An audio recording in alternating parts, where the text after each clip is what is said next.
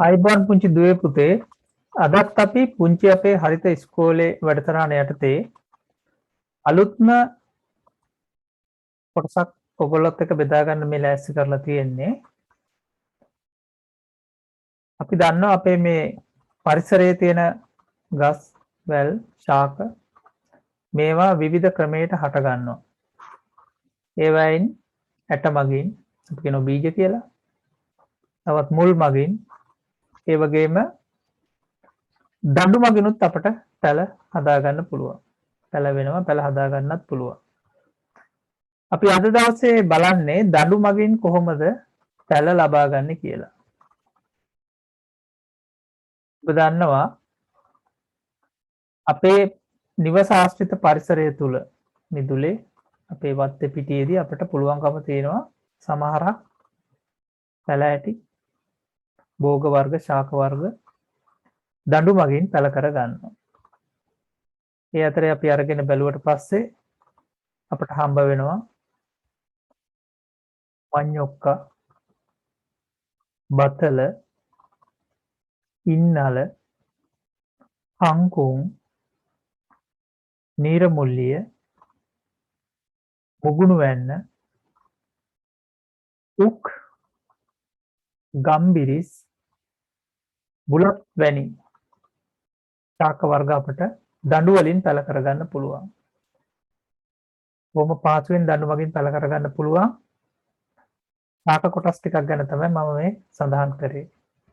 ඔබ දන්නවා මේ රූප රාමුවේ පේන්නේ අපි හැමෝම ආස කරන විවිධ විදියට සකස් කරගන්න පුළුවන් ආහාරයක් විදියට කංකුම්. දිගටි කොලයක් සහිත හරි ලස්සන මලක් පිපෙන ටිකක් ජනවාස්තිත පරිසරයේ ඉතාම හොඳින් වැඩෙන ශාකයක් තමයි කංකුම් කියන්නේ.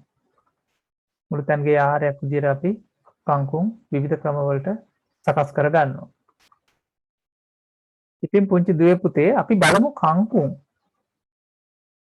කංකුම් කියන ශාකය කොහොමද අපි දඬු මගින් පැල කරගන්නේ කියලා.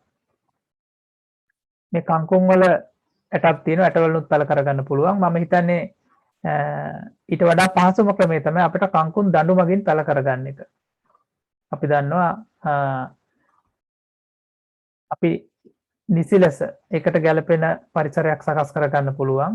ජලය ආශ්‍රිත පරිසරයක් තමන් ඉන්න පරිසරය තුල තියෙනවා නම් මේ ස්ථානයක් අපිට තෝරගන්නත් පුළුවන්. එහෙම නැත්නම් මේ වගේ මම මේ ඉවත දමන වැහි පීල්ලක තමයි මම මේ ක්‍රියාකාරකම් සඳහා භාවිතා කරලා තියෙන්නේ. ඔබ මේ දකින්නේ මම ඊට පෙර කංකුම් ඇට මගින් ලබාගත් පැල වලින් දැන් දඬු කැබලි කපාගෙන අලුතින් වගා කරන්න ලෑස්ති කරලා තියෙන්නේ. ඔබ දන්නවා මම මේ කපාගත්ත කංකුම් දණ්ඩ දැන් නිසිලස සකස් කරගත්ත මාධ්‍ය තුල මේ විදිහට සිටවනවා. හරිම සරලයි. ඔබ වෙළඳපොලෙන් ගේන කංකුම් මිටියක අපි දන්නවා අපේ අම්මලා අපේ වැඩිහිටියෝ එකේ අර යටම කොටස කපලා ඉවත් කරනවා. අන්න ඉවත් කරන කුඩා කැබලි හොඳටම ප්‍රමාණවත් පැල හදා ගන්න.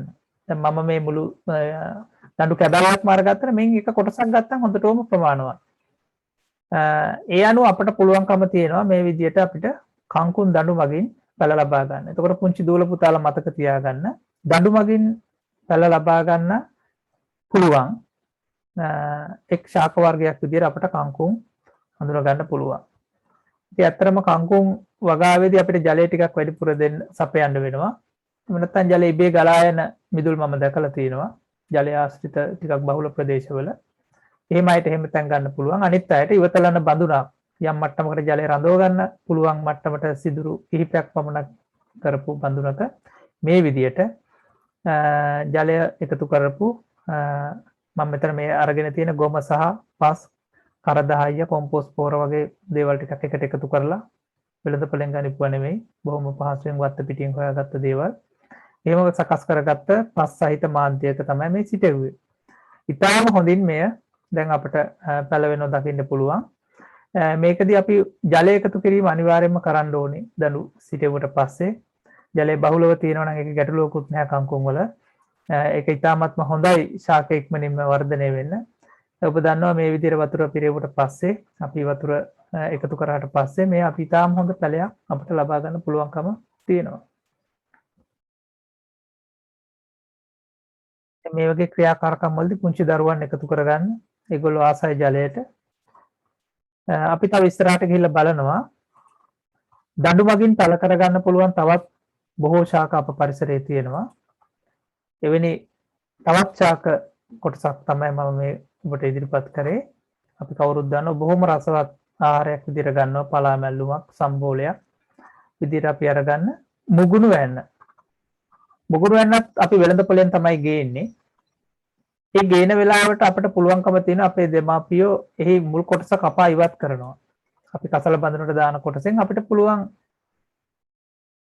පහසුවෙන් පැල සදා ගන්න. ඒ සඳහාත් අපි නිවැරදි ලෙස මාධ්‍ය පුරවා ගත්තයින් පස්සේ බඳුනකට හෝ පිහිටි පොළව මත අපිට මේ පාත්ති සකස් කරගන්න පුළුවන්. ඒ ක්‍රම දෙකෙන් ඕනම ක්‍රමයකට මුගුණු වෙන්න පැලවෙනවා. ජලය ටිකක් බහුලව දෙන්න පුළුවන් නම් වඩා හොඳයි. දැන් මම මේ මල් පෝච්චි එකම තමයි මේ අවස්ථාව සඳහා පාවිච්චි කරලා තියෙන්නේ. එතකොට අපිට පේනවා ඇති මම මගේම වගාවෙන් කපාගත් දඬු කැබලි පස් සහිත මාධ්‍ය කොටස තුල ඒ දඬු කැබලි සිටවන ආකාරය. මමත් මගේ දියණියන් දෙදෙනා මේ වැඩේ මේ කරන ඔබට පේනවා. ඉතාමත්ම පහසුවෙන් පළවෙනවා. මම හිතන්නේ අපි සිටවලා සති දෙකක් තුනක් අතරේ අපිට අස්වැන්න විදිහටම ගන්න පුළුවන් ශාකයක් තමයි මුගුණු වැන්න කියලා කියන්නේ පලා වර්ගයක්.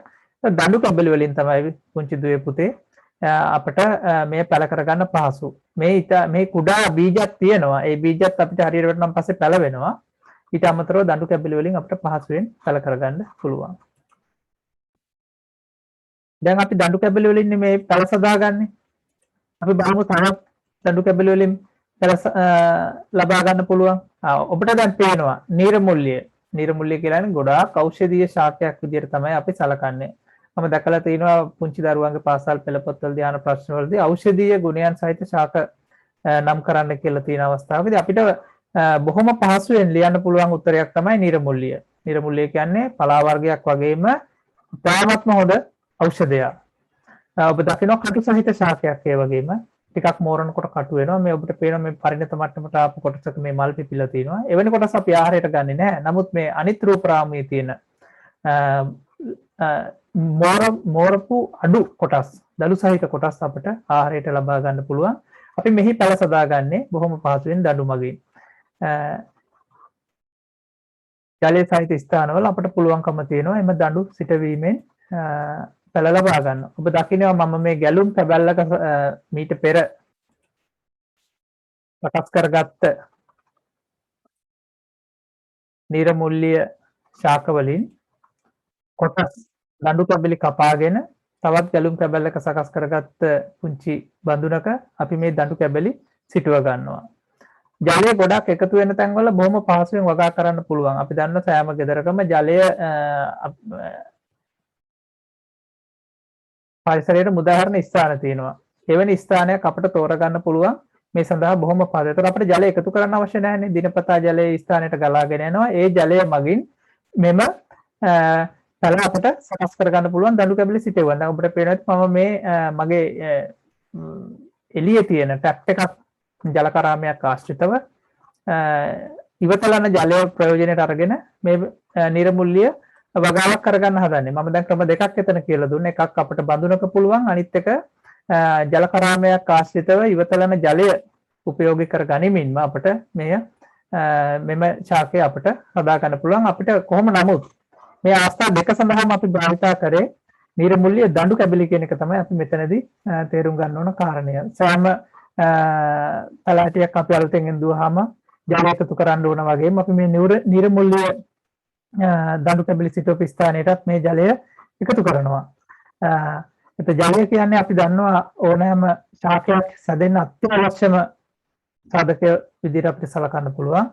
ඉතින් ඉවතලන ජලය පාවිච්චි කරන්න පුළුවන් නම් අපිට ඒක අමතර වියදමක් නැතුව ශාකයක් හදාගන්න පුළුවන් ක්‍රමයක් විදිහට අපිට සලකන්න පුළුවන්. අපි දැන් ඉස්සරහට ගිහිල්ලා අපි බලමු තවත් දඬු මගින් පැල කරගන්න පුළුවන්. ඔබට පේනවා ඔබ ආස කරන ආහාරයක් මේ ඔබට තියෙන්නේ බතල. බතල කැබැල්ලක් වුණත් පැලවෙනවා යම් කිසි තැනක දාලා තිබුණාන් පස්සේ. නමුත් අපිට අස්වැන්න අරගන්න නම් අපිට නිසි ලෙස දඬු කැබලි තමයි සිටවන්න තියෙන්නේ බතලවල. අපිට පේනවා මේ බතල වැල් වලින් අපිට ඒ කුඩා කුඩා දඬු කැබලි අපිට කපා ගන්න පුළුවන්. එහෙම කපාගත්ත දඬු කැබලි වලින් තමයි අපි බතල පාත්‍යයක් නැත්නම් බතල කන්ද කියලාත් කියනවා ගම්වල අපිට සකස් කරගන්නේ. ඒතර බතල කියන්නේ ඇත්තටම ඉතාමත්ම රසවත් ආහාරයක්, අල වර්ගයක්. චූටි දරුවෝ දැන් අලුත් වෙනනම් ස්වීට් පොටේටෝ කියලා අපි කියන්නේ. එතකොට බතල දඬු මෙන්න මේ විදිහට බතල වලක් අරගෙන දඬු විදිහට අපි කීපයක් කපා ගන්නවා. එහෙම කපාගත්ත දඬු අපි නිසි ලෙස සකස් කරගත්ත පස් සහිත මාදේශයේ මේ බතල කන්දක් විදිහට පස් දෙපැත්තෙන් එකතු කරලා යම් කන්දක් වගේ තමයි මේ හදලා තියෙන්නේ. අපි මේකට අලු වගේ දේවල් එකතු කරනවා. මොකද කොමීන්ගෙන් ඇතිවන බලපෑම අවම කරගන්න අපිට අලු ඉතාමත්ම හොඳ මාධ්‍යයක් විදිහට භාවිතා කරන්න පුළුවන්. මම මේ පාත්‍යයට අලුත් එකතු කරලා තියෙනවා. ඒ වගේම කොම්පෝස්ට් සහිත පස් කොටස් එකතු කරලා තියෙනවා. හරිම පහසුයි. කන්දේ කොතනින් අපිට එකතු කරත් ඒ හැම එකක්ම පැලවෙනවා. නිසි ලෙසම පැලවෙනවා බතල.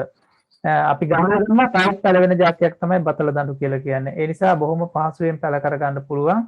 අපිට සාමාන්‍ය මාස 6ක් වගේ ඇතුළත අස්වැන්න ගන්න පුළුවන්. මේ ක්‍රම දෙකකට සකස් කරලා තියෙනවා. මම මේ මීට පෙර සකස් කරපුවා දැන් පැලවෙලා තියෙන්නේ. ඒ බතල ඉවතලන හාල් මලක තමයි ඒ හදලා තියෙන්නේ. අපිට ඒකේ යම්කිසි රිටක් වගේ කොටසක් එකතු කරාම ඒක දිගේ යනවා. ඉඩ කඩ අඩු පරිසරයක නම් අපි ජීවත් වෙන්නේ. ඒ ක්‍රමයේ අපිට පාවිච්චි කරන්න පුළුවන්.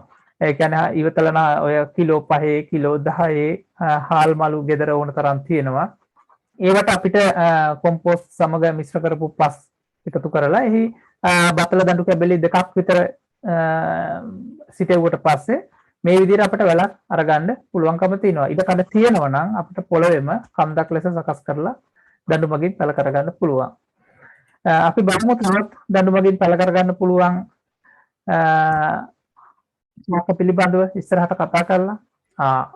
අපි කවුරුත් ආසයි ඉන්නල මේ තියෙන ඔබ දන්නවා ඉන්නල. ඉන්නල අපි පොළෙන් තමයි ගේන්නේ. ඉන්නල පොළෙන් ගෙනල්ලා අපි එළවලු අසුරන තැනක අසුරලා තිබ්බන් අල වර්ග විදියට ටික දවසක් යනකොට මේ සෑම අලයකින්ම බීජ අංකුර පිට වෙනවා. ඒ කියන්නේ චූටි චූටි ගිරි පිට වෙනවා. අන්න එහෙම අල කීපයක් අපි පරිසරය තුළ යම්කිසි තැනක පසට යම් ප්‍රමාණයකින් එකතු කරලා පස් වලින් වහලා තිබ්බාම අපිට පුළුවන් මේ අනිත් පැත්තේ රූපරාමයේ තියෙන විදිහේ ඉන්නව දඬු කැබලි ගණනාවක් ගන්න.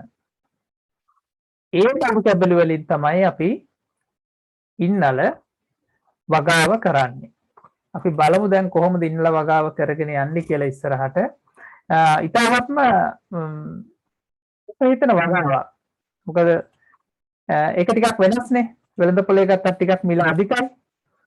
ඒ නිසා අපිට පුළුවන්කම තියෙනවා ඒ මිල අධික වුණත් අපිට නිවසේම මෙය ඉන්නල අපිට අස්වැන්න ලබා ගන්න විදිහට සකස් කරගන්න. අර මකල කන්ද වගේම අපි කන්දක් සකස් කරලා ඒ කන්දට අවශ්‍ය කරන කොම්පෝස්ට් දිරාගිය කොළ රොඩු කැබලි එකතු කරනවා. අලු වගේ දේවල් එකතු කරන්න පුළුවන්. දිරච්ච පිදුරු වගේ තියෙනවා නම් අපි කියනවා අර කමතක මේ ඉතිරි වෙන මඩුවන් සහිත කාටුව සහිත V10 ඒ වගේ කොටස් අපි එකතු කරලා ඉවරලා ඒවත් අපි මේකට එකතු කරන්න පුළුවන්. එතකොට ගොඩාක් සාරවත් මේ වගාව කරගන්න පුළුවන්. දැන් මම නම් මේ මගේ නිවස වටපිටාවෙන් අරගන්න පුළුවන් දිරාගිය කොළ රොඩු තරලිපෙන් ඉවත් කරපු අලු ස්වල්පයක් තියේ නම් අලු තිබේ නම් නැතුණත් ගැටලුවක් නැහැ. ඊළඟ එකතු කරලා අපි ඒක ලස්සනට කන්ද වගේ සකස් කරලා මතු පිට යම්කිසි පුෂ්ඨයක් අපි සකස් කරගන්න මේ පාත්තියේ. මේ වගාව බොහොම පහසුවෙන් අර බතල කන්දේ වගේ අපි එතනින් මෙතනින් ඇතුල් කරන්නේ නැහැ. මේක යම්කිසි පිළිවෙලකට අපිට අසුරන්න පුළුවන් මේ ඉන්නව දඬු. ඉන්නල දඬු කැබලි අපි අසුරන්නේ බොහොම වෙනස් ක්‍රමයක් තියෙනවා. ඒ වෙනස් ක්‍රමයට දඬු තැන්පත් කරාට පස්සේ අවසානයේ පාත්‍යයක් හැදෙනකොටත් හරිම ලස්සනයි. ඔබට පේනවා මම මේ සකස් කරගත්ත ඉන්නල පාත්‍ය ටිකක් උසට ගත්තා. මොකද අල වැඩිපුර අපිට ගන්න නම් ඒ කොටස ටිකක් උසට ගන්න ඕන. ඒ වගේ උසට අපි හදාගත්ත ඉන්නල පාත්‍යයේ මතු පිට යම්කිසි සමතල පුෂ්ඨයක් විදිහට අපි සකස් කර ගන්නවා. පුංචි දූලට පුතාලට ආසහිතේ පස් වලින් එතකොට ඒක නිකන් හරි ලස්සනයි. දෙමාපියෝ දන්නවා මම මේ කියන කාරණේ. ඉතින් ඒක අපි හදලා දුන්නාම ඊට පස්සේ පුංචි දරුවනුත් ආස ඒක යම්කිසි නිර්මාණයක් වෙනවනේ. ඒ නිර්මාණය දකින්න ඒක කරලා බලන්න Tamanටත් පුළුවන් ද කියලා බලන්න පුංචි දරුවෝ ආසයි. ඒ වගේම උදැල්ලෙන් වගේ එකකින් උපකරණකින් වැඩ කරන්න ටිකක් පුරුදු වෙන්න. හරි මේ හොඳයි මේ වගේ දේවල් පුංචි දරුවන්ට මේ අවස්ථාව දුන්නට පස්සේ. එහෙම සකස් කරපු පාත්‍ය ඔබට මම මේ පෙන්වන්නේ පාත්‍යයක්ම සකස් කර ගන්න ආකාරය. ඔබට ඉඩකඩ සහිත පරිසරයක නම් ඔබ ජීවත් වෙන්නේ. ඔබගේ නිවස ආශ්‍රිතව යම්කිසි භූමි ප්‍රමාණයක් තියෙනවා නම් මෙවැනි කටයුත්තක් කරන්න අනිවාර්යයෙන්ම කරන්න. එතකොට ඒක ගොඩාක් හොඳ ආශ්‍රයයක් ගන්න හේතු වෙනවා. දැන් ඔබ දැක්කනේ දැන් මම මේ පාත්‍ය සකස් කරා. ඒ අවශ්‍ය කරන මාධ්‍යයන් එකතු කරලා පාත්‍ය සකස් කරා. දැන් අපිට බොහොම පහසුවෙන් බලා ගන්න පුළුවන් ඊළඟ අදියර අර ඉන්නල දඬු කැබලි කපාගත්ත ඉන්නල දඬු කැබලි මේ මගේ නිවසේම දැනට ඉන්නල පාති ගණනාවක් හදලා තිනවා. ඒ වයින්ම කපාගත්ත ඉන්නල දඬු කැබලි තමයි මේ. බලන්න මේ පාත්‍ය අපි කොහොමද තැම්පත් කරන්න කියලා. ඊළඟ පරම්පරාවක් ගොඩනගා ගන්න. දැන් ඒ ගත්ත ඉන්නල දඬු අපි පිළිවෙලකට පාත්‍ය දෙපැත්තටම එහි අග කොටස් එළියට යන විදියට තැම්පත් කරනවා. දැන් අපිට ඕම් ගොඩාක් දිග පාත්‍යයක වුණත් මේ විදියට අපිට දඬු තියෙනවා නම් තියාගෙන යන්න පුළුවන් ලස්සනට දෙපැත්තෙන්ම. ඉන්නල දඬේ අගිස්ස කොන එළියට එන්න පාත්‍ය මැදට එන්නත් එහි මුල කොන ඔය විදියට අපි තැම්පත් කරගෙන යනවා. ඉතින් පුංචි දරුවන්ට මේක හරි ආසයි ලස්සනට ඒගොල්ලන්ගේ කැමැත්තට පරිදි අවස්ථාව දුන්නාම පුංචි දරුවෝ මේක කරගෙන යාවි. ඊට පස්සේ තව හැදෙන කොටත් ඒගොල්ලන්ට ඉගෙන ගන්න දේවල් තියෙනවා. අපි මෙහෙම තිබුවම් පස්සේ මේක යම්කිසි රටාවකට ඊට පස්සේ අලුත් අංකුර අවිල්ලා අලුතෙන් පැල දාන්න පටන් ගන්න. එතකොට උන්ට අදහසක් එනවා මේක මොකක්ද මෙතන උනේ කියලා. දැන් ඔබට පේනවා ඇති අපි එහෙම තැම්පත් කරපු ඉන්නල දඬු ටික දැන් ආයෙත් කුඩා පස් ලේයර් එකක් දාලා මතු පිටින් අපි වහනවා. ඔබට දැන් පේනවනේ. ඒ කොටස් ටික අර මුල කොටස් යට වෙන විදියට පස් දාලා අපි වහනවා. එතකොට අවසාන වශයෙන් මේ පාත්‍ය හදලා ඉවර වෙනකොට ඉන්නල දඬු ටිකේ අගිස්ස කොටස අග කොටස විතරයි එළියට හිටින්නේ. අපි අර ඒ බතල පාත්‍ය මැදට ඉන්නල පාත්‍ය මැදට ගත්ත කොටස් ටික අපි පස් වලින් බහනවා. මම බතල පාත්‍ය කියන්නේ බතල වලට මෙවැනිම පාත්‍යයක්නේ අපි සකස් කරේ. ඉන්නල වලට වෙනම එකක්. වෙනස තියෙන්නේ අපේ ඉන්නල උඩම කොටසේ තමයි තැම්පත් කරේ. ඒක තමයි මෙතන ඇතිවෙච්ච වෙනස. ඔබට පේනවා ඇති එහෙම අපි තැම්පත් කරපු බතල් ඉන්නල දඬු ටික දැන් අපි වහනවා. ඒ වහපු පස් ටික මතටත් අපට අලු ස්වල්පයක් එකතු කරන්න පුළුවන්. කෘමීන්ගෙන් යම්කිසි හානි වෙනවා නම් ඒවා වළක්වා ගැනීම සඳහා අලු වලට හැකියාවක් තියෙන නිසා. එතකොට අපිට බොහොම පහසුවෙන් ලස්සනට මේ විදිහට ඉන්නල පාත්‍යයක් සකස් කරගන්න පුළුවන්. මෙය බඳුනක් තුලත් මේ විදිහටම කරන්න පුළුවන්. ඔබට පේනවා මේ මතු පිට අපිට තියෙනවා නම් පිදුරු වෙන දෙයක් අවසාන වශයෙන් උත් එකතු කරන්න පුළුවන්. අර අපි එකතු කරන ජලය හඳවා ගැනීම සඳහා. එතකොට අපි දැන් බැලුවේ ඉන්නල මගින්නේ. ඉන්නල මගින් කොහොමද ඉන්නල දඬු මගින් තල ලබා ගන්න කියලා. අපි බලමු තවත් ඉස්සරහට ගිහලා දඬු මගින්. අපි කවුරුත් දන්න දේ. මොනවද?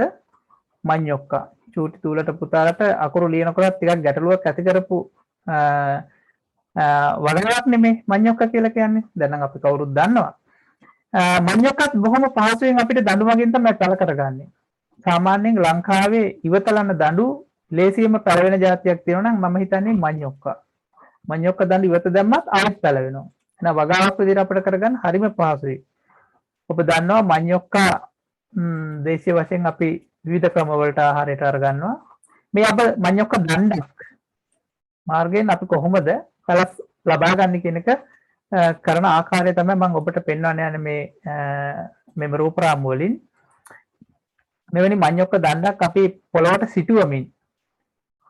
සිටුවමින් කොටස් කතා ගන්නවා. ගොඩක් වෙලාවට අර යම් මට්ටමකට කොළපාට සහිත කොටස එන විදිහේ දඬු කැබලි තමයි අපි ගන්නවන අපිට අස්වැන්න වැඩියෙන් ලබා ගැනීම සඳහා. ඒ වගේම මම පොළොවට ඉඳලා කපන්නේ. එතකොට අර අග මුල මාරු වෙන්නේ නැහැ. විශේෂයෙන්ම නිතරම දණ්ඩේ මුල කොටස වලේ පතුලට දණ්ඩේ අග කොටස පොළවෙන් උඩටත් සිටින විදිහට තමයි මඤ්ඤොක්ක අපි සිටවන්න ඕනේ. විශේෂයෙන්ම කන්දක් ආශ්‍රිතව සාමාන්‍යයෙන් පොළවේ වලක් හරලා එහෙම ඉඩකඩ නැත්නම් ටිකක් ලොකු පොහොර උරයක හාල් වගේ ගෙනාපු පොහොර වගේ ගෙනාපු උරක් අපිට මේ සඳහා පාවිච්චි කරන්න පුළුවන්. ඒකට අවශ්‍ය කරන පස් ප්‍රමාණය එකතු කරලා මෙවැනි දඬු කැබැල්ලක් ඇතුල් කරලා තිබ්බට පස්සේ ඒත් අපිට හොඳ අලස්සන්නක් අරගන්න පුළුවන්කම තියෙනවා. දැන් ඔබට පේනවා ඇති මම මේ කපාගත්ත මඤ්ඤොක්ක දඬු කැබලි මුල කොන පොළොව අටට යනසේ අග කොන පොළොවෙන් ඉහළට සිටිනසේ දැන් මේ මම සිටුන් ලබන්නේ කන්දක් බතල වගේ වලට වගේ හදපු කන්දක. එහෙමත් අපිට පුළුවන් අර වෙයේ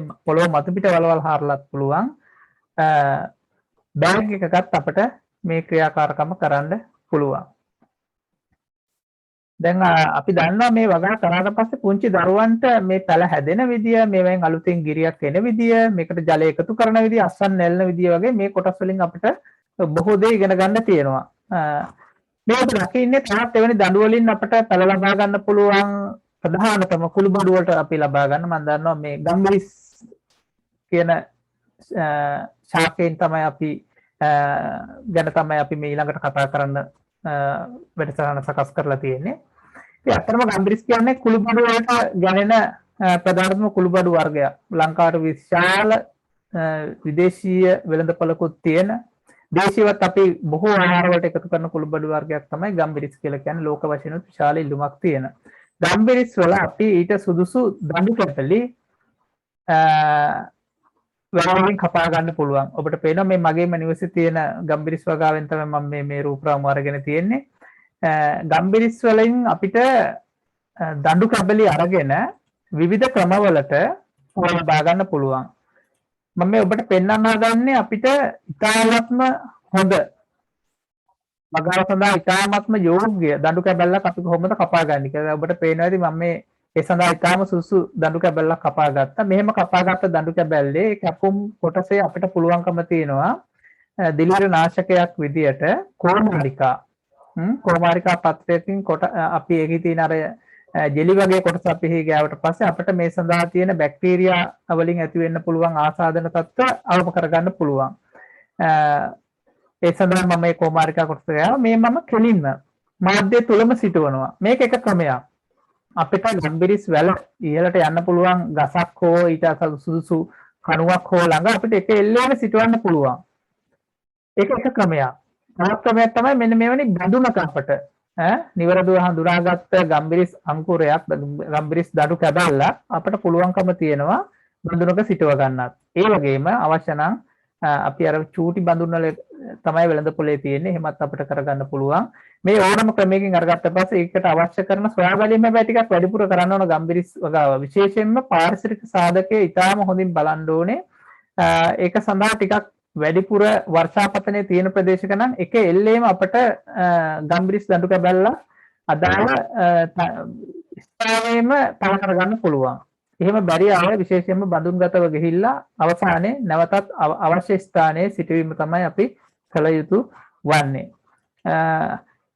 මේක දඬු කැබලි වලින් අපිට තව රාශියක් ලබා ගන්න පුළුවන් බව තමයි අපි මේන් තේරුම් ගන්නෙ. අපි තව ඉස්සරහට ගිහිල්ලා බලමු අපිට තවත් බොහෝ ශාක අපිට දඬු කැබලි මගින් පළ කරගන්න පුළුවන්කම තියෙනවා. ගම්බිරිස් වගේම ඒ කුලයටම කිට් වෙන යන බුලත් කියන ශාකය ලංකාවේ බොහෝ අය සඳහා පාවිච්චි කරනවා. ඒ නිසා බුලත් වලත් අපිට දඬු කැබලි වලින් තමයි පළ ලබා ගන්න පුළුවන්කම තියෙන්නේ. බුලත් වගාව නම් අපි දන්නවා බුලත් ලංකාවේ සංස්කෘතියත් එක්ක වැඩිපුරම බද්ධ වෙච්ච ඖෂධීය ගුණයකුත් සහිත ශාකයක් විදිහට සලකනවා.